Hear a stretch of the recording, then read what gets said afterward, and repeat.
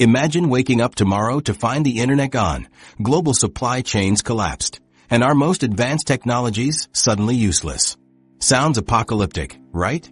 But this exact scenario happened 3,200 years ago when the world's first globalized civilization simply vanished. From the Hittites to the Mycenaeans, mighty empires crumbled in just 50 years during the period spanning roughly 1225 to 1175 BCE. And the truly terrifying part? Scientists are now seeing the same warning signs in our modern world. This catastrophic societal collapse reshaped human history, yet somehow it has faded from our collective memory. The question is, how could such an advanced world disappear so completely? The forgotten apocalypse. To understand this mystery, we need to examine history's most catastrophic societal collapse, one that has been largely forgotten. This wasn't a slow decline over centuries or a gradual fading away, but a sudden, violent end to some of humanity's most advanced societies, all happening within a single lifetime. Around 1200 BCE, the Mediterranean world wasn't primitive. It hosted a network of advanced, interconnected civilizations that would be recognizable to us today. These weren't simple farming villages, but complex societies, with writing systems documenting everything from royal decrees to grocery lists. They built massive palaces and temples that required sophisticated engineering. They traded goods across thousands of miles, establishing the world's first international economy. The Hittites controlled what is now Turkey with an empire that rivaled Egypt. The Mycenaeans built elaborate palaces throughout Greece, including the legendary home of King Agamemnon. Egypt was still a mighty power, though past its peak. Mesopotamian kingdoms flourished along the Tigris and Euphrates. Canaanite cities dotted the Levantine coast with busy ports. Cyprus produced copper that fueled the bronze industry, giving the era its name. But something went catastrophically wrong. Archaeological evidence tells a shocking story. These societies didn't gradually weaken over centuries. They vanished almost simultaneously in what amounts to a historical instant. When archaeologists dig at sites across the Mediterranean from this period, they find a pattern so consistent it's unsettling.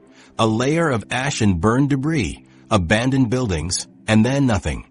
Or something much simpler that follows.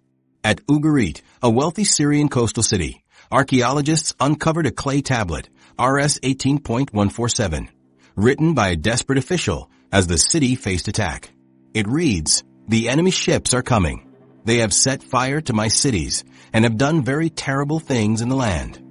The letter was never sent. The building it was found in burned down, and the city was abandoned forever. Archaeological evidence at Ugarit shows clear signs of violent assault, with arrowheads scattered throughout the ruins and extensive fire damage, not earthquake destruction as once theorized. This wasn't isolated. Troy in northwestern Turkey shows evidence of violent destruction around this time. Hattusha, the Hittite capital, was burned and abandoned. Mycenae in Greece saw its massive palace complex destroyed. In total, archaeologists have identified about 47 cities once thought destroyed during this period, though more recent work by researcher Jesse Millick shows up to half were misdated, with some collapses occurring earlier or later than initially believed. The timeline of destruction is stunning in its speed. Within approximately 50 years, between 1225 and 1175 BCE, these cities fell one after another, creating a domino effect across the entire Mediterranean. For context, that's roughly the same amount of time between the end of World War II and the early internet. A historical blink. The casualties of this collapse were entire civilizations, some erased so completely we only rediscovered them in the last century.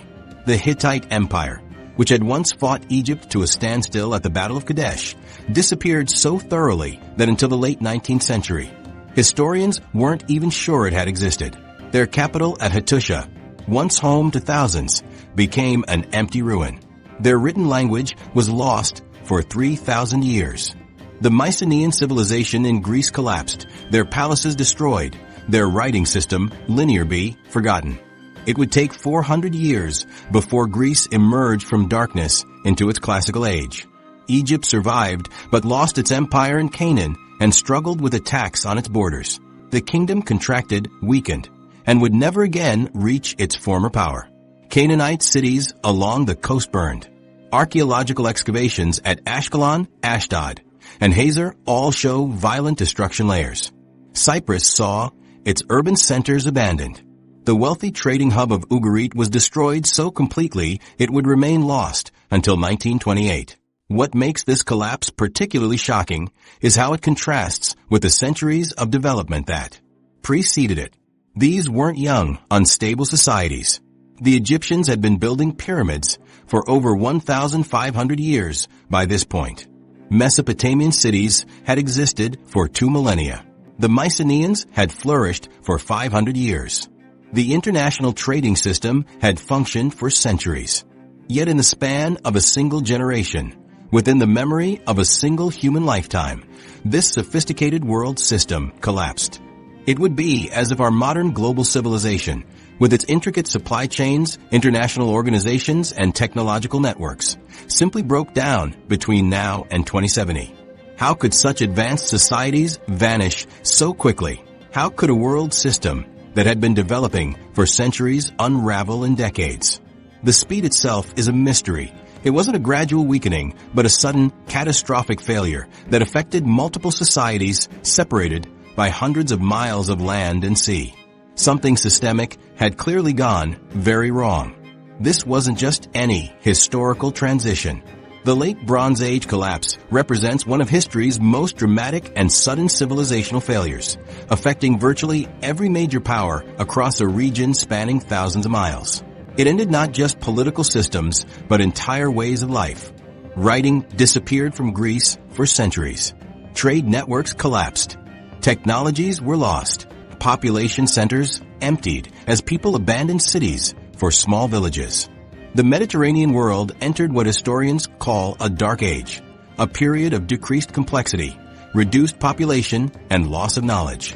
What's particularly relevant is that many of these Bronze Age civilizations shared characteristics with our modern world. International trade, specialized production, resource dependencies, climate challenges, and social stratification. They were, in many ways, the first version of a globalized world. How similar was this Bronze Age world to our own globalized society? The answer might surprise you. A world of connections. The Bronze Age world operated with surprising sophistication that mirrors our modern global systems in remarkable ways. While we often imagine ancient civilizations as isolated kingdoms, archaeological evidence reveals a deeply integrated network spanning the Mediterranean and Near East around 1200 BCE. Historians describe this as a diplomatic network documented in 14th century BCE correspondence, an international system with striking parallels to our modern global order. This wasn't just occasional trading ships visiting foreign ports.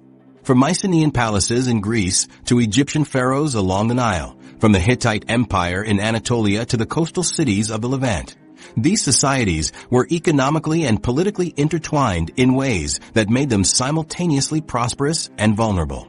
The Aluberan wreck, circa 1300 BCE, carried copper and tin ingots, Egyptian gold, African ivory, and Mycenaean pottery, evidence of trade across 7 cultures. This single ship, frozen in time at the bottom of the Mediterranean, demonstrates how goods moved across vast distances through complex trade networks. Despite being separated by mountains, deserts, and seas, these societies had created something revolutionary, a system where they relied on each other for essential resources and specialized goods. This wasn't optional or merely for luxury items. It was fundamental to their very existence. The most striking example of this interdependence centers on the material that gives the era its name, bronze. This metal alloy revolutionized everything from warfare to agriculture, but its production required 2 key ingredients, copper and tin.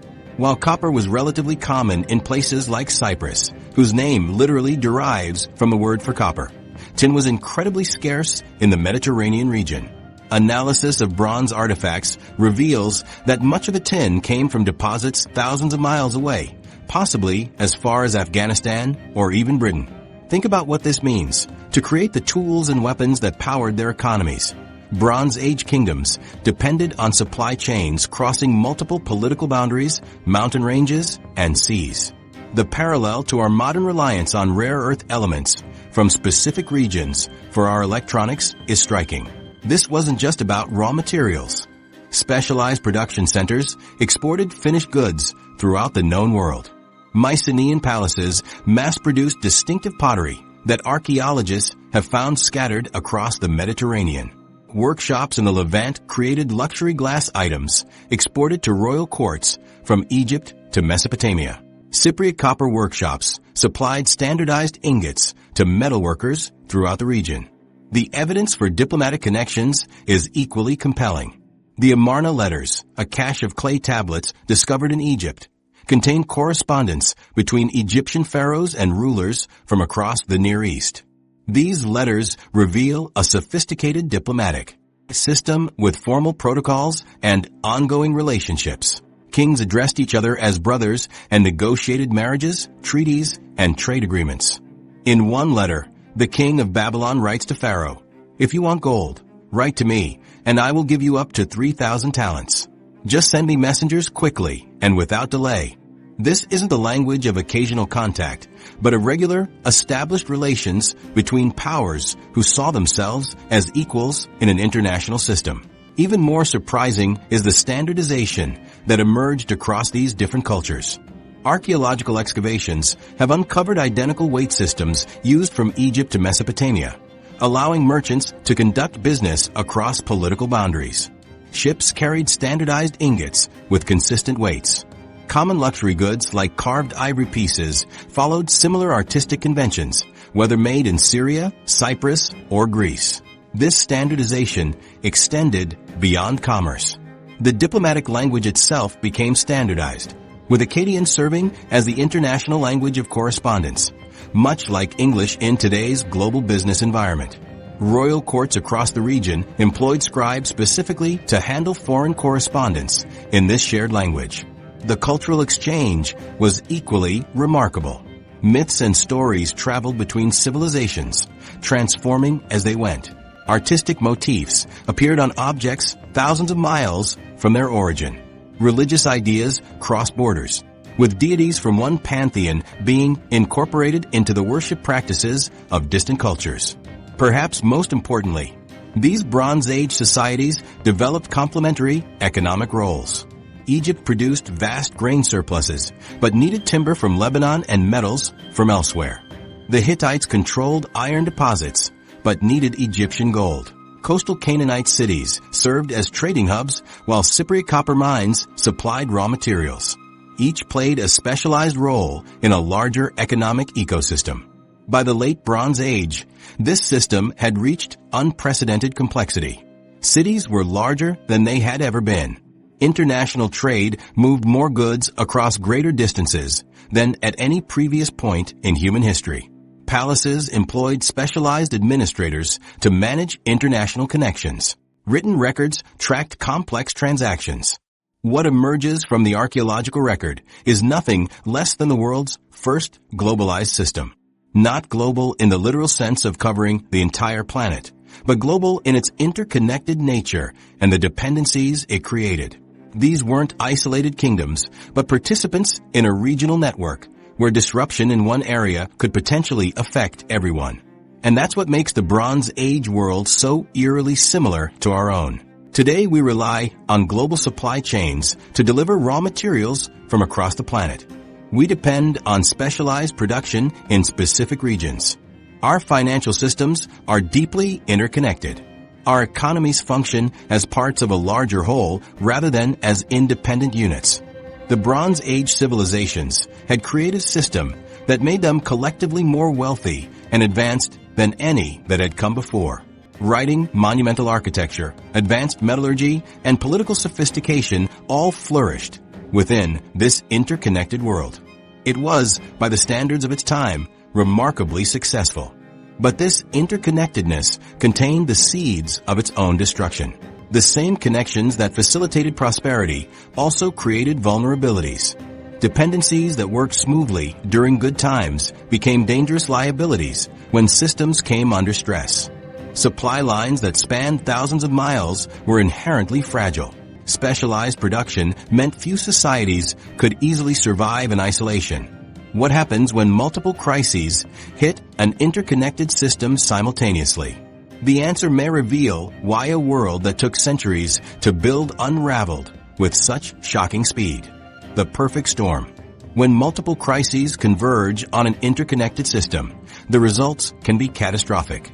Throughout history, most civilizational collapses have simple explanations: a decisive military defeat, a devastating plague, or a natural disaster. But the Bronze Age collapse resists such straightforward analysis. The more archaeologists uncover, the more complex the picture becomes. To understand what really happened, we need to introduce the concept of systems collapse, a framework increasingly used by historians and archaeologists to explain this catastrophe. In a systems collapse, multiple stressors hit a complex, interconnected system at roughly the same time. Each individual problem might be manageable on its own, but together they overwhelm the system's ability to respond. The connections that once spread prosperity now spread failure instead. Unlike simpler historical disasters, the Bronze Age collapse wasn't caused by a single destructive event.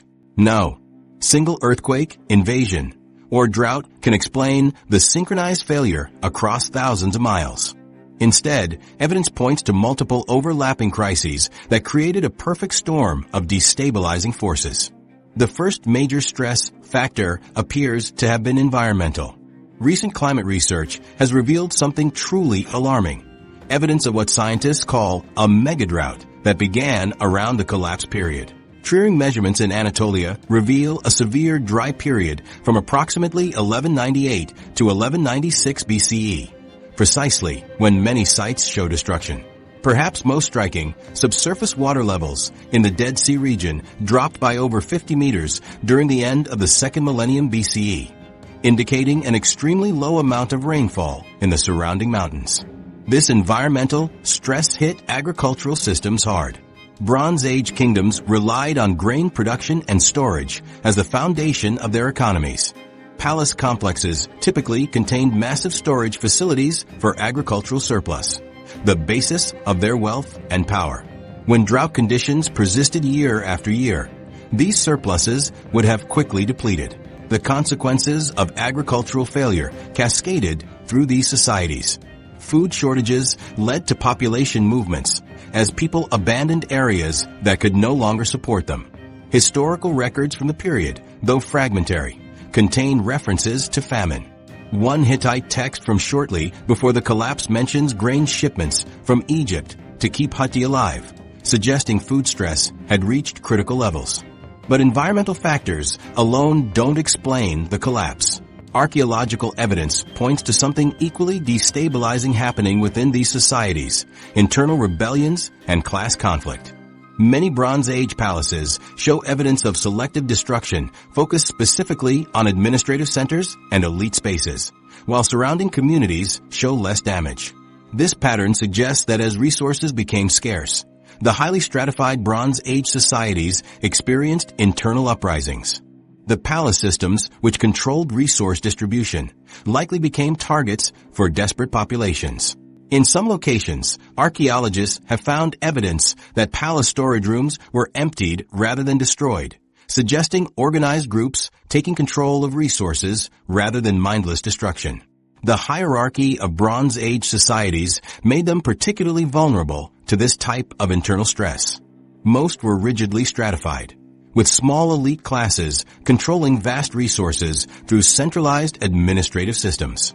When those systems failed to provide basic necessities during environmental crises, the social contract effectively broke down. Now imagine these two stressors, environmental crisis and internal conflict, hitting societies that were already deeply interconnected and dependent on each other. This is where the third factor comes into play: cascading trade disruptions that spread failure throughout the system. Remember that Bronze Age civilizations relied on trade networks spanning thousands of miles to access essential resources. The production of bronze itself required copper and tin from distant sources. When drought and internal conflict disrupted production in one region, it affected trade partners hundreds of miles away. If a Cypriot copper mine reduced output due to local drought conditions, metalworkers in Greece and the Levant would have faced shortages. If Mycenaean palaces fell to internal rebellions, luxury goods that Egyptian elites depended on would have disappeared from markets. If food shortages in Anatolia triggered population movements, trade routes through those regions would have become unsafe. Archaeological evidence supports this cascade effect. We see a pattern of collapse that spreads along trade routes, with port cities often showing destruction before inland sites. International trade items disappear from the archaeological record in a pattern consistent with trade networks unraveling section by section. What makes this system's collapse so relevant today is how it reveals the vulnerability of interconnected networks. The Bronze Age world had created a system that worked beautifully when all components functioned correctly, but it had few redundancies or safeguards. When multiple crises hit simultaneously, the system couldn't adapt quickly enough. The drought stressed agricultural production. Food shortages triggered population movements and internal conflicts. These disruptions affected trade networks. Trade disruptions prevented access to essential resources, weakening states further. Weakened states couldn't maintain security along trade routes, accelerating the breakdown. Each failure amplified the others in a devastating feedback loop. This wasn't a simple case of drought causing collapse or invaders destroying cities. It was a complex interaction of multiple factors that overwhelmed the adaptive capacity of even these sophisticated societies. The very interconnectedness that had made the Bronze Age world so prosperous also made it vulnerable to cascading failures. What we're discovering is that the Bronze Age collapse wasn't caused by a single catastrophic event, but by multiple interconnected stressors, creating a cascade of failures throughout the system. The complexity of these interactions helps explain why recovery took centuries rather than decades. The entire system had unraveled, not just individual components. This system's perspective gives us a more nuanced understanding of how civilizations can fail. It wasn't barbarians at the gates or a single natural disaster that ended the Bronze Age. It was the complex interaction of climate change, social tensions, resource dependencies, and network vulnerabilities. Yet amid this perfect storm of collapse, Egyptian records point to another element in this complex equation: mysterious seafaring raiders who appeared at precisely the moment when Bronze Age civilizations were most vulnerable. Who were these shadowy invaders that Egyptian records blame for bringing down civilizations? The mysterious sea peoples. Egyptian records tell of maritime raiders who appeared at this critical moment of vulnerability, a confederation known as the Sea Peoples. Their sudden emergence has fascinated archaeologists and captured popular imagination. But the reality behind these mysterious groups is far more complex than early historians believed. The term Sea Peoples wasn't used in ancient times. French Egyptologist Emmanuel de Rouge coined it in the 1860s when studying Egyptian inscriptions that mentioned various groups attacking from the sea. These weren't a unified nation or single ethnic population, but rather a coalition of different maritime peoples who appeared in the Mediterranean during the late 13th and early 12th centuries BCE, precisely when Bronze Age civilizations were beginning to unravel. Our primary sources for the Sea Peoples come from Egypt, one of the few Bronze Age powers that successfully defended itself against their attacks. The most important records appear in two Egyptian temples: the Merneptah stele, circa 1207 BCE, lists Shurden, Shikalesh, Lukka, Teresh, Ekwesh among invaders, but these names match groups attested in earlier Egyptian records, suggesting long-standing mercenary roles rather than a sudden coalition. Even more detailed are the inscriptions and relief carvings at Medinet Habu, the mortuary temple of Pharaoh Ramesses III. Around 1177 BCE, approximately 30 years after Merneptah's victory, Ramesses III faced another major assault from similar groups. His temple walls show dramatic scenes of naval battles against the invaders, with detailed depictions of their distinctive ships, weapons, and appearance. However, these reliefs served a propagandistic purpose, compressing decades of conflict into staged battles for royal prestige. The Medinet Habu inscriptions describe these sea peoples as a devastating force. The foreign countries made a conspiracy in their islands. All at once the lands were removed and scattered in the fray. No land could stand before their arms. According to the Egyptian account, these groups had already destroyed other kingdoms before attempting to conquer Egypt. In the relief carvings, the Sea Peoples appear with distinctive features that set them apart from Egyptians and other known groups.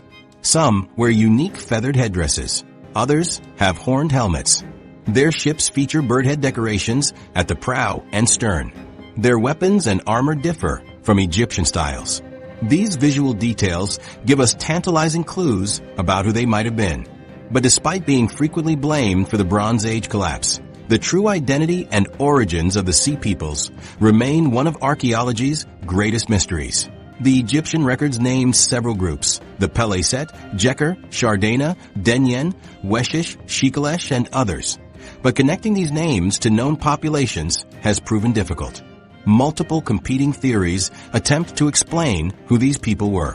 One popular hypothesis suggests they originated from the Aegean region.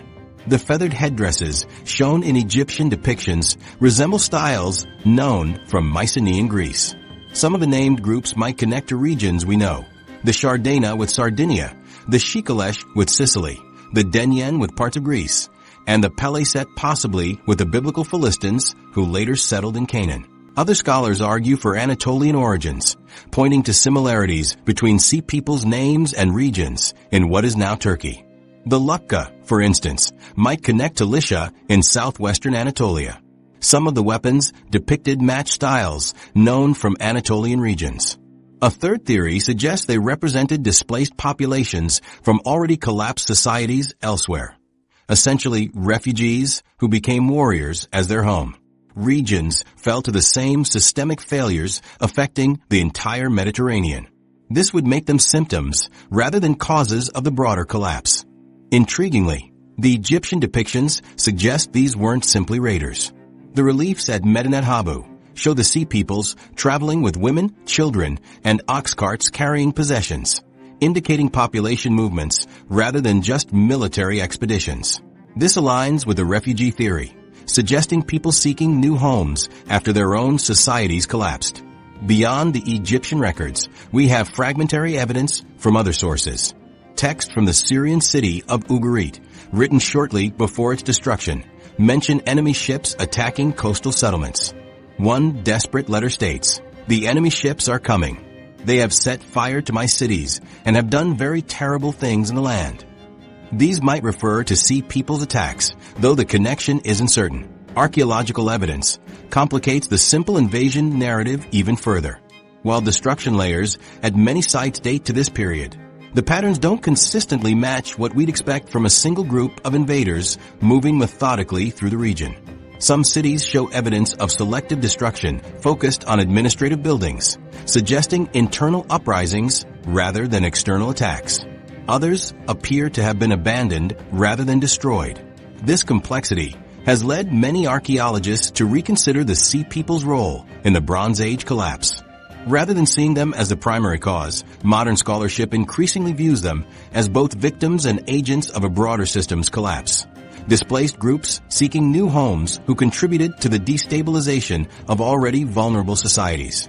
The Egyptian portrayal of the Sea Peoples as a unified external threat likely represents a simplification that served Egyptian propaganda purposes. A pharaoh who defeated enemies powerful enough to destroy other kingdoms would appear particularly mighty to his subjects. What seems increasingly clear is that the Sea Peoples were part of a complex pattern of population movements, resource competitions, and societal stresses occurring throughout the Mediterranean as the Bronze Age system unraveled. Rather than mysterious invaders appearing from nowhere, they were likely groups displaced by the same climate changes, food shortages, and political instabilities affecting everyone else. In many ways, the Sea Peoples might represent the human face of systems collapse. People forced into migration and conflict as their societies failed around them. Far from being simply villains, they might better be understood as people trying to survive in a world where established orders were crumbling. But regardless of who delivered the final blow, whether external invaders, internal rebellions, environmental catastrophes, or systemic failures, what followed was unprecedented in human history. As Bronze Age civilizations fell one after another, The Mediterranean world entered a period of dramatic regression where technologies, descent knowledge into darkness, and ways of life the archaeological record reveals the stark aftermath of this collapse, a profound regression that historians now call a dark age. This wasn't merely a political reorganization or the fall of a few dynasties, but a genuine backward step in the development of civilization itself. Perhaps the most significant loss was writing. In Greece, the Mycenaean writing system known as linear completely disappeared around 1200 BCE. This wasn't just a cultural loss, but the erasure of a critical administrative tool. Linear B tablets recorded everything from harvest to military equipment to religious offerings. When this writing system vanished, so did the ability to manage complex economic systems, keep accurate records, or transmit knowledge beyond what could be memorized. The Mycenaeans had used Linear B as an accounting tool for their palace economies, tracking thousands of transactions across their territories. Without it, large-scale economic coordination became nearly impossible. Tax collection, resource distribution, and administrative control all require written records in any complex society. The loss of writing effectively placed a ceiling on how complex post-collapse societies could become. Greece would remain without writing for roughly 400 years until the Phoenician alphabet was eventually adapted for Greek around the 8th century BC, c. 800 BCE. That's roughly the same time span as from the American Revolution until today. Imagine if all writing had disappeared from North America after 1776 and was only now being reintroduced. The loss of writing wasn't universal across the entire Mediterranean. Egypt maintained its hieroglyphic system, though with reduced complexity. The Phoenicians preserved their alphabet through the collapse, which would later become crucial for the region's recovery. But in the Aegean, Anatolia, and parts of the Levant, written records simply stop for centuries. Beyond writing, the archaeological record shows dramatic population declines throughout the former Bronze Age world. In some regions, the numbers are staggering. Up to 90% of small Bronze Age sites in the Peloponnese were abandoned. Cities that had housed thousands stood empty or were occupied by only small groups living among the ruins. This wasn't just rural depopulation or urbanization in reverse. It represented a fundamental collapse of the social order. People abandoned cities not for other cities, but for small, often isolated settlements where they could achieve basic self-sufficiency.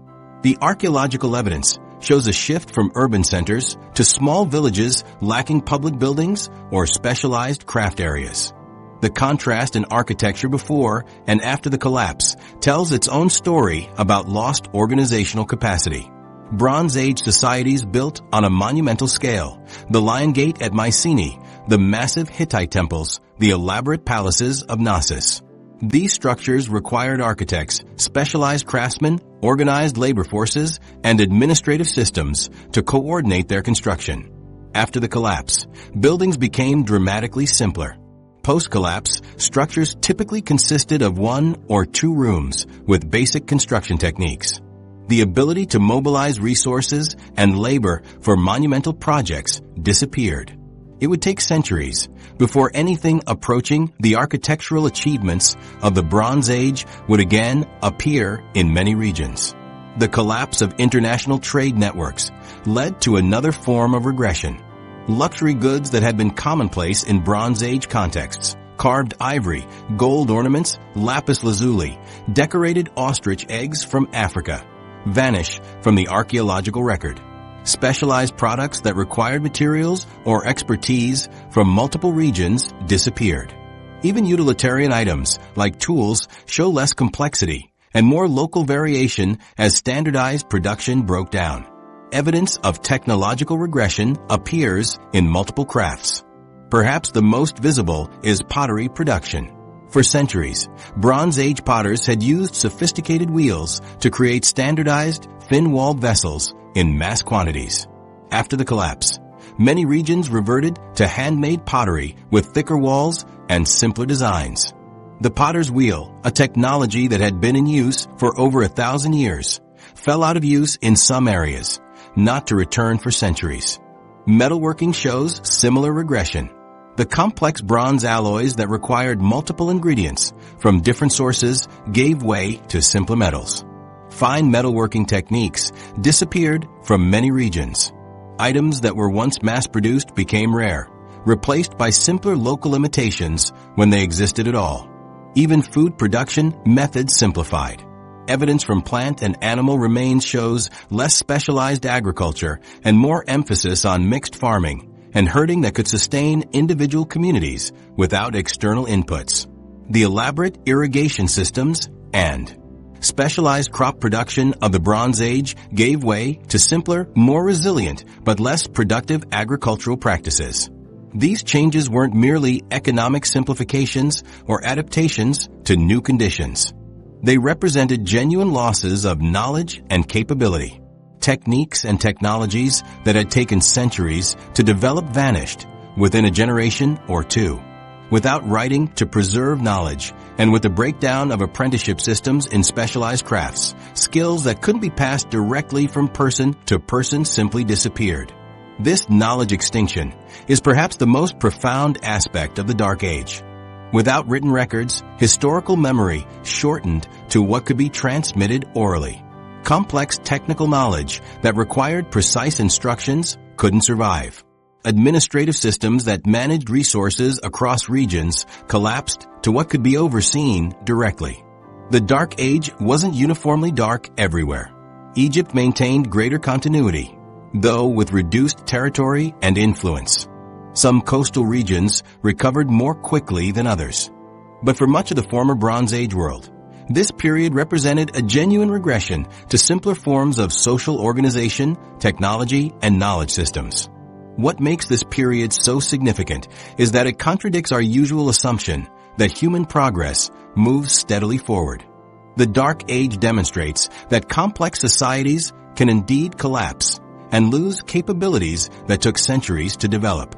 Knowledge can be lost, technologies forgotten, and organizational capacity diminished when the systems that sustain them break down. Yet, amid this widespread regression, one technological development would emerge from necessity. As the carefully managed bronze supply chains disintegrated, communities began turning to a metal that had previously been considered inferior but had one crucial advantage.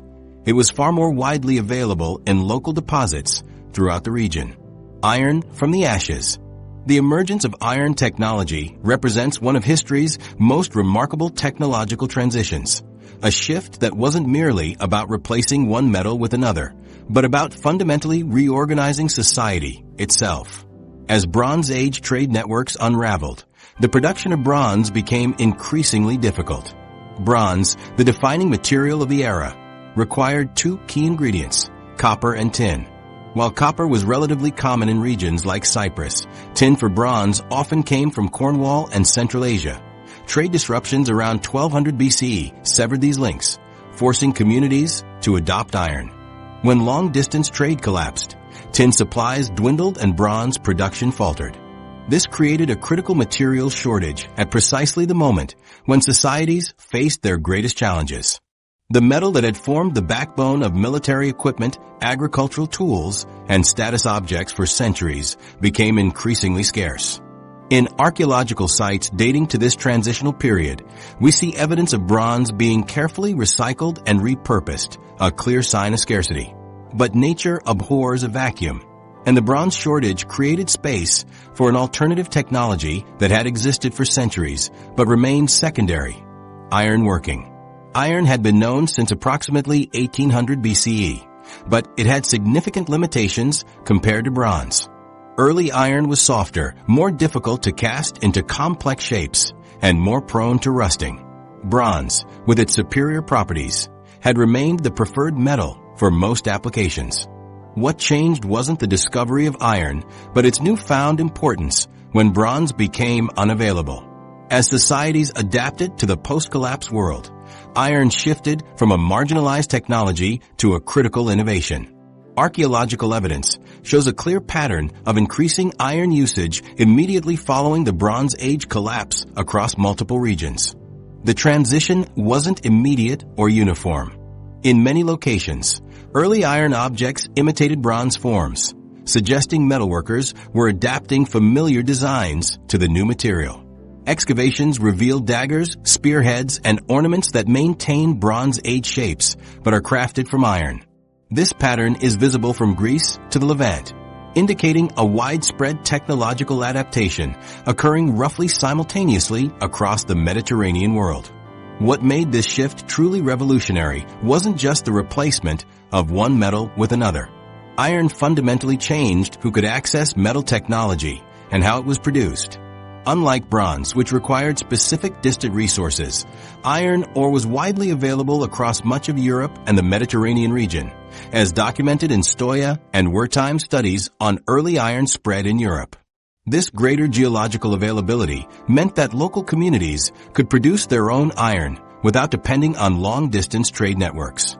This accessibility had profound social implications. During the Bronze Age, elites maintained tight control over metal production and distribution. Palace systems managed the import of tin, the production of bronze, and the allocation of finished objects. Metal weapons and tools represented not just practical items, but symbols of status and power. Iron democratized access to metal technology. Archaeological evidence shows that after the collapse, ironworking appeared in smaller communities that had never been centers of bronze production. The monopoly that elites had maintained over metal technology began to erode as iron production spread to local communities that could access their own ore sources. This technological shift helped reshape power structures in the post-collapse world. Without the ability to control access to essential metal, the basis of elite power changed. New political forms emerged that relied less on centralized resource control and more on other sources of authority and organization. As ironworking techniques improved, particularly with the development of carburization, adding carbon to iron to create early forms of steel, iron tools actually became superior to bronze for certain applications. Iron's properties made it particularly effective for cutting edges on tools like plows, axes, and adzes. These improved agricultural tools increased food production capabilities, helping communities recover from the collapse. The spread of iron technology followed a fundamentally different pattern than bronze had. While bronze production had been centralized in palace workshops with standardized methods across large regions, iron technology spread through local innovation and adaptation. Each community developed slightly different ironworking techniques based on their specific or sources and needs. This created greater technological diversity and experimentation. This decentralized pattern of technological development aligned with the political fragmentation that followed the collapse. Rather than large unified empires, the post-collapse Mediterranean saw the emergence of smaller political entities, kingdoms, city-states, and tribal confederations. These smaller polities were better suited to the more localized production patterns that iron technology enabled. In regions like Greece, this technological shift contributed to the eventual emergence of the polis system, independent city-states rather than palace-centered kingdoms. Without the need to control distant resource sources, political organization could function effectively at a smaller scale. Archaeological evidence shows that early Greek iron production occurred at the community level rather than in centralized facilities. Iron's impact extended beyond tools and agriculture into warfare. As iron became more common, the size of armies could increase. When bronze was the primary metal for weapons, equipping soldiers required access to limited bronze supplies, effectively capping army sizes. With locally produced iron, more warriors could be armed, changing military dynamics across the region. This democratization of warfare contributed to new forms of political organization. In Greece, the eventual development of hoplite warfare, with its emphasis on citizen soldiers, aligned with a more distributed access to iron weapons. The warrior elites of the Bronze Age, with their exclusive access to metal, gave way to broader military participation. The Iron Age wasn't simply the next technological stage after bronze. It represented a direct adaptation to the crisis of the Bronze Age collapse, a technological response to system failure that fundamentally reorganized how societies functioned. The shift to iron didn't merely replace bronze.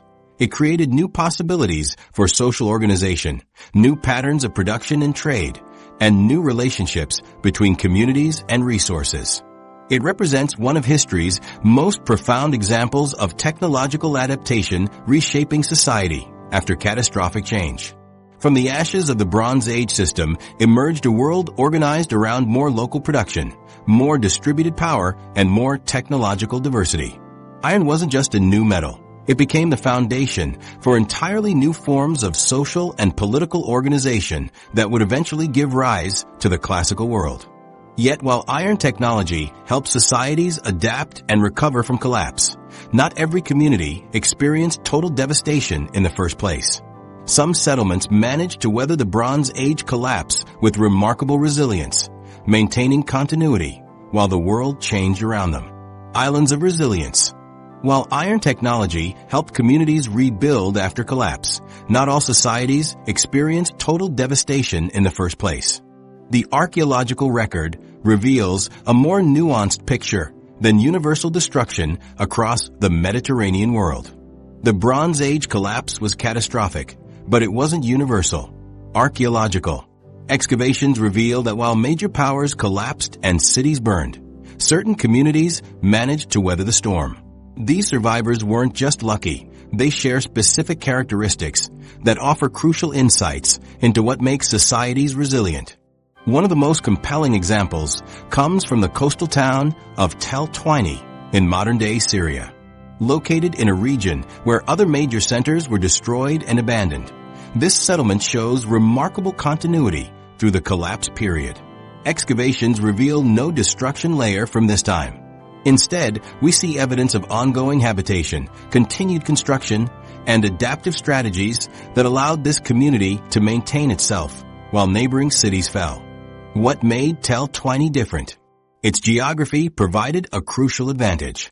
The settlement was strategically positioned between two rivers with abundant wetlands and springs nearby. This water-rich environment proved decisive during the severe drought conditions affecting the wider region. While inland areas suffered from failing crops and water shortages, Tel Twini had access to reliable water sources that could support irrigation. Professor Simone Reel, analyzing plant remains from Tel Twini, found something remarkable. The crops grown there remained in much better condition than those from more arid parts of the southern Levant or inland Syria. Other studies have shown evidence of serious drought in those regions, but Tel Twini's inhabitants were able to maintain agricultural productivity through effective water management. They diverted water to protect high-value crops, particularly grapes and olives, demonstrating sophisticated technological knowledge. The community's diet also reveals important adaptations.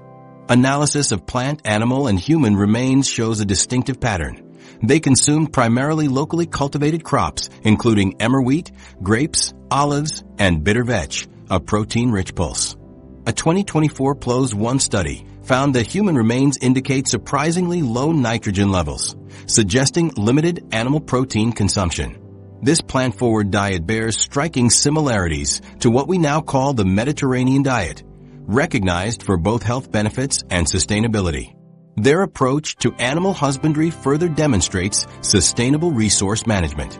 Archaeological remains of cattle, goats, and sheep show these animals weren't slaughtered systematically, but were killed at older ages, after their utility for labor or milk production had been exhausted.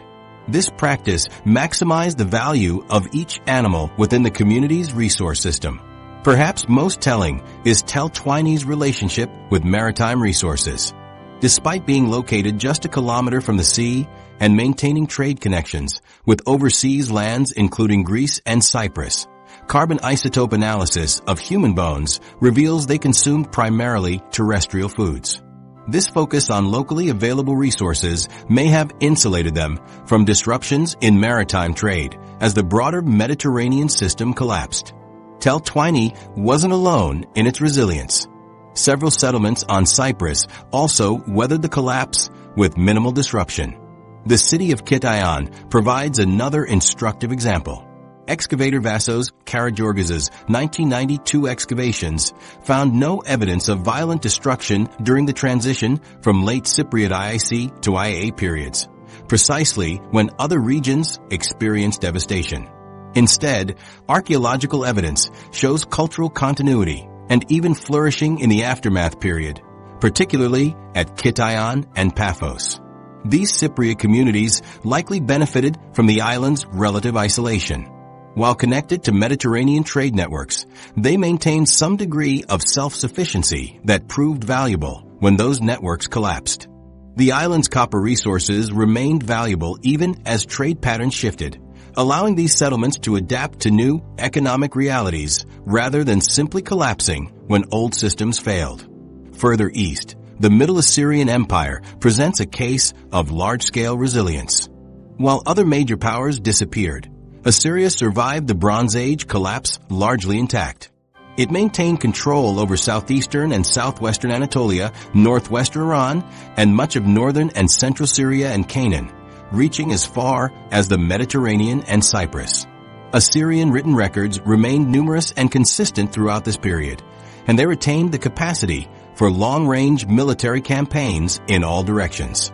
Assyria's survival likely stemmed from several factors. Its geographic position, somewhat removed from the Mediterranean coastal zones where destruction was most severe, its military organization that could respond effectively to threats, and administrative systems that maintained functionality even as trade networks transformed around them.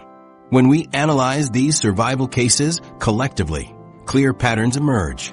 Communities that weathered the Bronze Age collapse successfully share several key characteristics. Diversified food sources that didn't depend entirely on specialized crops, water security through advantageous location or management technologies, adaptable economic strategies that could shift when trade patterns changed, and less dependence on centralized systems that might catastrophically fail. These factors created islands of resilience amid widespread collapse. While major palaces and empires disappeared, smaller, more adaptable communities found ways to continue. They often lacked the monumental architecture and elaborate bureaucracies of major centers. But these simpler social structures proved more resilient when systems failed. The archaeological evidence challenges simplistic notions of complete civilizational failure. It suggests that while complex, interdependent systems collapsed dramatically, human communities with greater self-sufficiency and adaptive capacity could survive and even thrive in changed circumstances. This pattern offers profound lessons for our modern world. The communities that survived weren't necessarily the wealthiest or most technologically advanced. They were those with diversified resources, sustainable practices, and adaptability built into their basic functioning. They maintained systems that could bend without breaking when faced with environmental stresses, trade disruptions, and political instability. The crucial insight isn't that collapse can happen. Clearly it can and did for many Bronze Age centers. Rather, it's that certain characteristics make communities more likely to weather systemic failures. As we examine our own global civilization, modern vulnerabilities, could our modern world be more survival strategies of ancient communities during systemic collapse offer valuable insights when examining our own civilization's potential vulnerabilities. Despite our technological sophistication, our modern world shares fundamental structural weaknesses with a Bronze Age system that collapsed so dramatically. Our globalized world shares striking parallels with the interconnected Bronze Age system, but with dependencies that reach further and bind tighter. The Bronze Age relied on trade networks spanning thousands of miles to access essential resources. Today, our networks span the entire planet, connecting production and consumption points separated by oceans and continents. What's particularly concerning is that the same factors making our modern systems efficient also create vulnerabilities mirroring those of the Bronze Age. Our quest for economic efficiency has eliminated redundancies, shortened supply chains, and created highly specialized production centers, all patterns that existed in the Bronze Age system before its collapse. Consider our critical resource dependencies.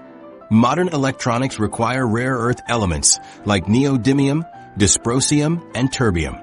These materials aren't evenly distributed globally, but concentrated in specific regions.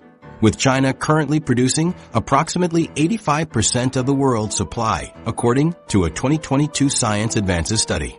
This creates a dangerous bottleneck. If access to these sources is disrupted, our ability to produce everything from smartphones to military equipment would be compromised, creating modern parallels to Bronze Age tin dependence. Similarly, our global supply chains represent another area of concern. Modern logistics systems rely on just-in-time delivery, with minimal inventory stockpiles and precisely timed shipments. This approach maximizes efficiency by reducing storage costs and waste, but it creates systems with almost no buffer against disruptions. When a single container ship blocked the Suez Canal in 2021, the effects rippled through global supply chains for months. This incident revealed how little redundancy exists in our transport networks. Similarly, during the COVID-19 pandemic, shortages of medical supplies, semiconductors, and consumer goods demonstrated how quickly disruptions can cascade through interconnected systems. These events exposed vulnerabilities that normally remain hidden during stable conditions, exactly the pattern that characterized the Bronze Age system before its collapse. Climate change represents perhaps the most concerning parallel to Bronze Age vulnerabilities. Recent research has connected the Bronze Age collapse partly to extended drought conditions that stressed agricultural systems. Today, we face climate disruptions potentially more severe and widespread than anything in recorded history. Agricultural regions are already experiencing changing rainfall patterns, higher temperatures, and more frequent extreme weather events. The UN's Intergovernmental Panel on Climate Change projects that agricultural productivity will decline in many regions as temperatures rise, particularly near the equator. Since modern agriculture relies on predictable climate conditions, these changes threaten food security for billions of people. Climate shifts are also triggering population movements similar to those seen during the Bronze Age collapse.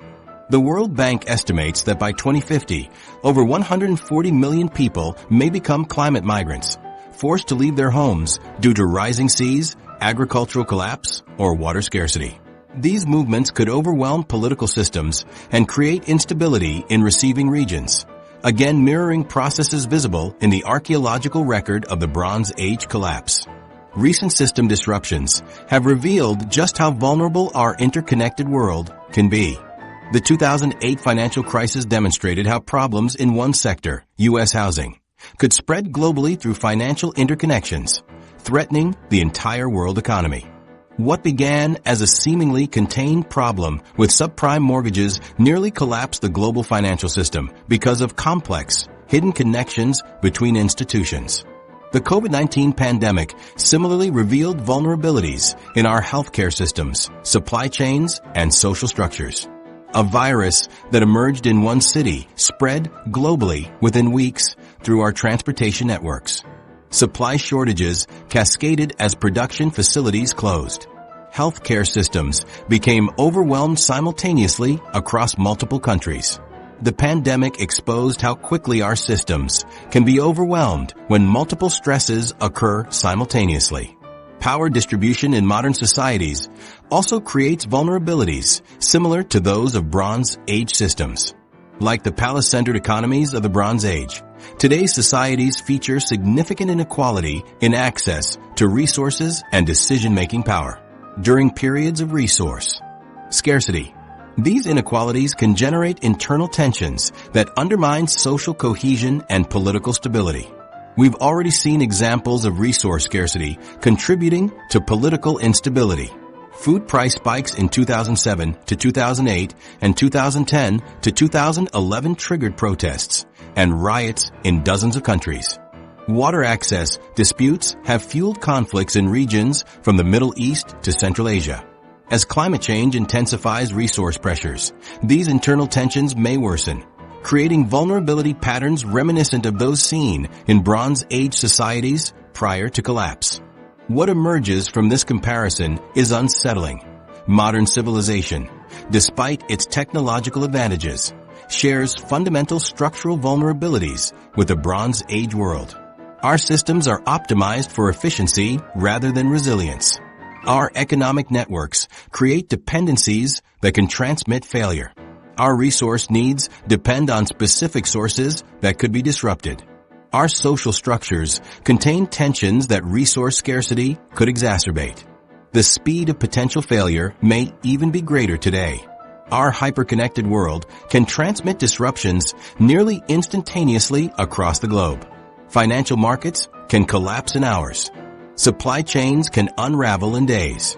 Information, including misinformation, spreads at the speed of light rather than the speed of a sailing ship. But unlike our Bronze Age predecessors, we have one crucial advantage: historical knowledge. We can study past collapses to understand vulnerability patterns and failure modes. We know what happened to highly interconnected systems that prioritized efficiency over resilience. We've seen how multiple stressors can create cascade failures in complex societies. This knowledge gives us an opportunity our Bronze Age counterparts lacked: the chance to recognize dangerous patterns before they lead to catastrophic outcomes. What can these 3,200-year-old catastrophes teach us about preventing future collapses? The answer may determine whether our own civilization thrives or follows the Bronze Age into systemic failure. Learning from collapse. The knowledge we've gained from studying ancient collapses provides us with tools our predecessors lacked. By examining the patterns of systemic failure in Bronze Age societies, we can identify warning signs and potentially chart a different course for our own civilization. But possessing this historical insight and actually applying it represent two entirely different challenges. The archaeological record gives us a sobering view of what happens when complex systems fail. Bronze Age societies couldn't recognize how climate change, trade disruptions, and social tensions were creating a perfect storm of collapse triggers. Today, we have the archaeological evidence, historical records, and analytical tools to understand these complex failure mechanisms. The critical question is whether we'll use this knowledge to build more resilient systems or continue prioritizing efficiency at the expense of vulnerability. Systems designers and engineers have developed a concept particularly relevant to preventing catastrophic collapse: graceful failure. This approach recognizes that all systems will eventually face stresses beyond their design parameters. Rather than building systems that remain perfectly functional until they catastrophically fail, graceful failure means designing networks that can partially fail without complete collapse. Researchers like Thomas Homer Dixon and Joshua Hall have proposed energy return on investment, EROI, models suggesting a critical threshold around 3:1 as a measure of system resilience. Below this level, societies struggle to maintain complexity during crises. Consider modern electrical grids.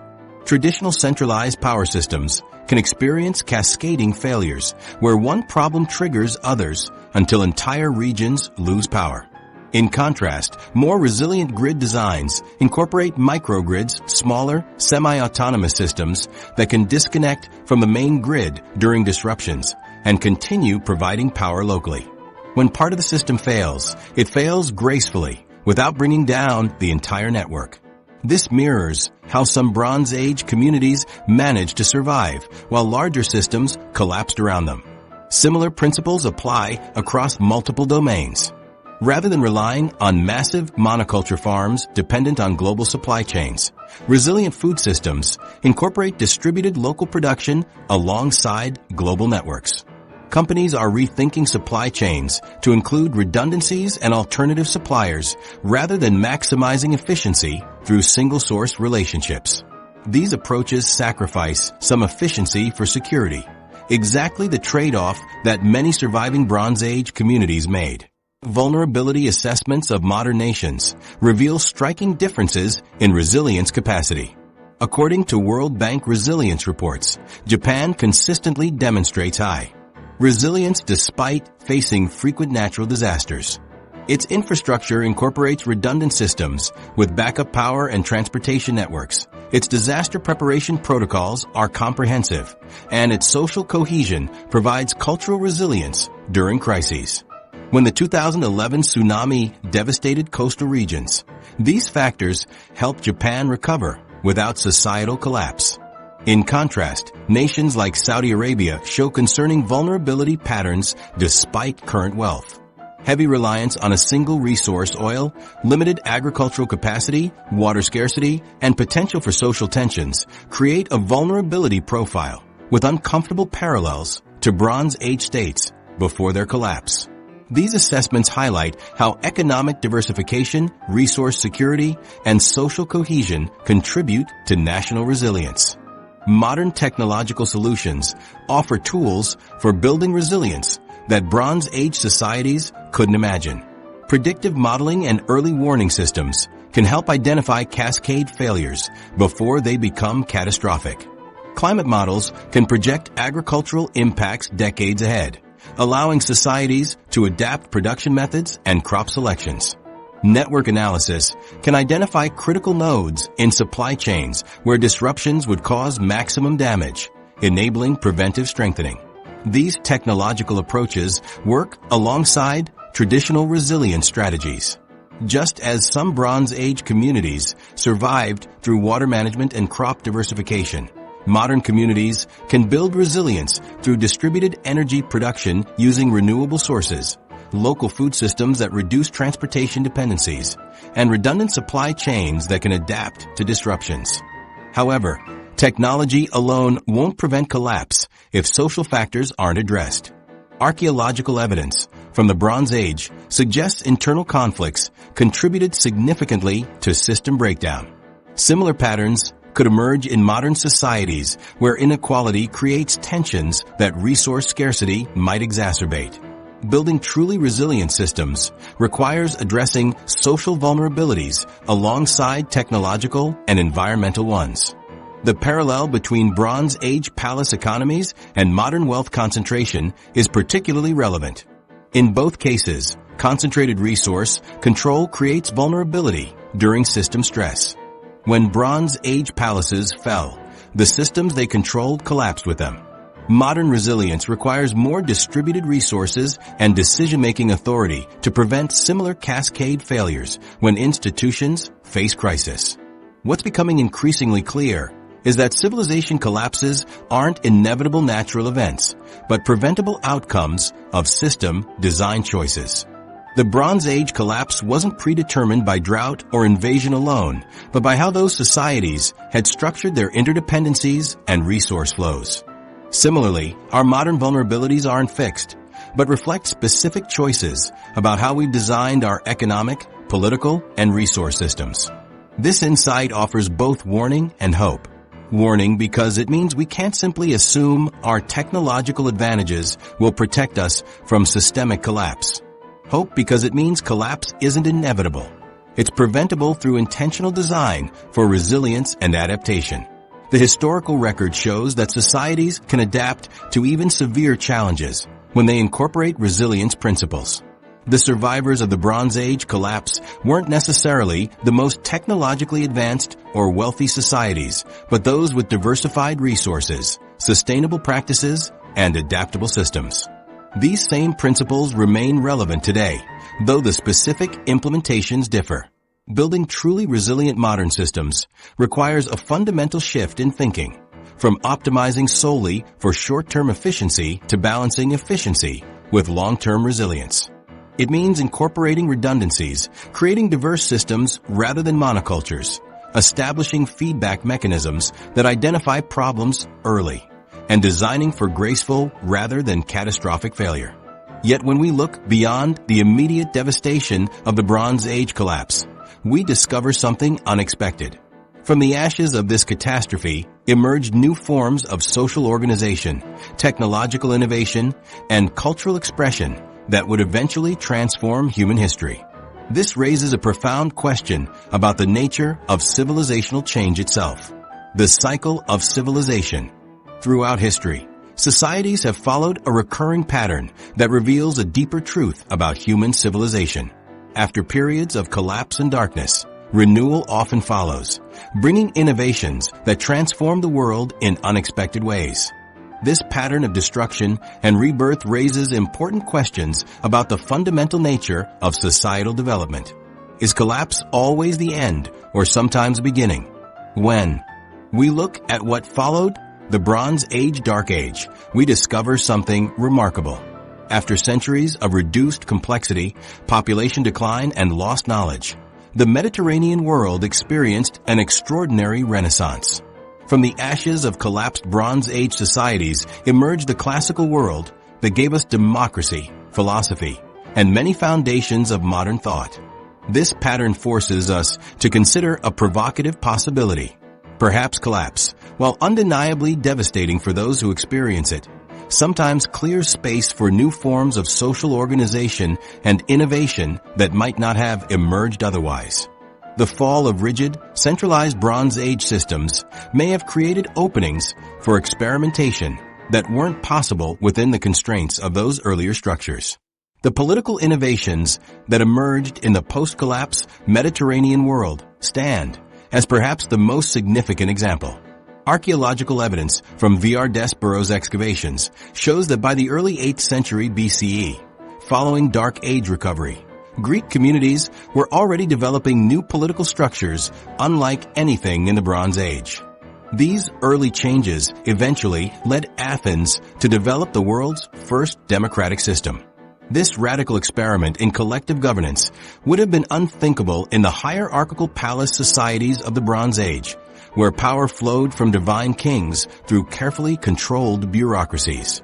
Similarly, Rome eventually developed its republican system, balancing power between different social classes and institutions in ways that Bronze Age societies never attempted.